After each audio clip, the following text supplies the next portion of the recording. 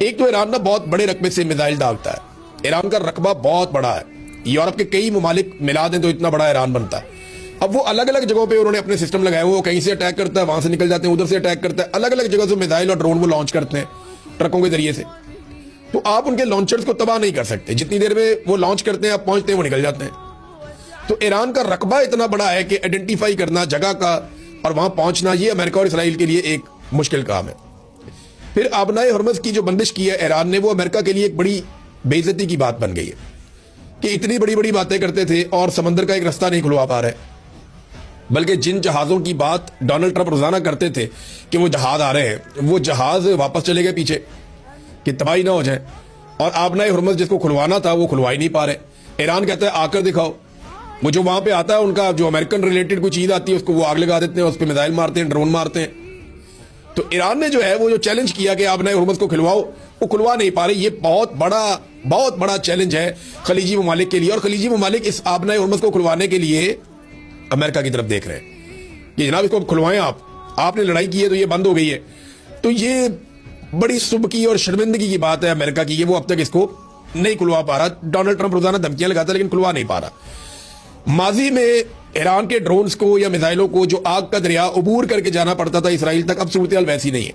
मैंने आपको भी थोड़ी देर पहले भी बताया कि काफी ज्यादा उन्होंने डैमेज किया है, मुकम्मल तौर पे तो नहीं कर पाए लेकिन काफी डैमेज किया है फिजाई दिफाई निजाम को जो मशरिक वस्ता में लगाया गया था अमेरिका की जानिब से और इसराइल के पास भी था।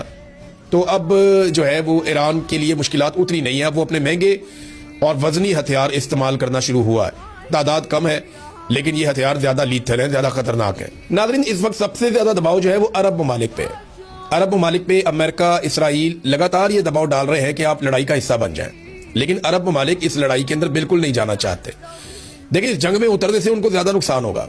अरब जब इस जंग में उतरेंगे तो दिफाई निजाम तो तकरीबन खराब हो चुके हैं और वो इतना फंक्शनल नहीं है।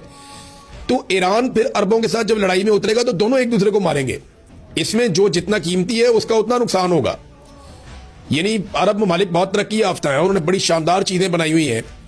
ईरान जो है वो उतना तरक्की याफ्ता नहीं है, उतनी शानदार चीजें नहीं बनाई हुई। फिर ईरान ने अपने आप को डेवलप किया एक दिफाई नुक्ता नजर से, क्योंकि वो कई दहाइयों से अमेरिका के साथ लड़ाई में है, सर्द जंग में है। जबकि अरब ममालिक ने अपने आप को डेवलप किया था सिर्फ तरक्याती नुक्ता नजर से, तो उनका ज्यादा नुकसान हो जाएगा, वो लड़ाई में उतरना नहीं चाहते। ये आपस में लड़ेंगे तो मगरबी ममालिक इन्हें महंगे हथियार बेचेंगे, उनका तो मुनाफा होगा ना, लेकिन नुकसान किसका होगा? मिडिल ईस्ट का, ईरान का।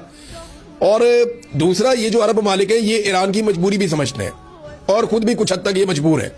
अमरीकी हैरान है कि ये अभी तक जंग में उतरे क्यों नहीं है, उनका अंदाजा गलत साबित हो गया। देखिए, एक शिया सुन्नी डिवाइड तो है अरब ममालिक में और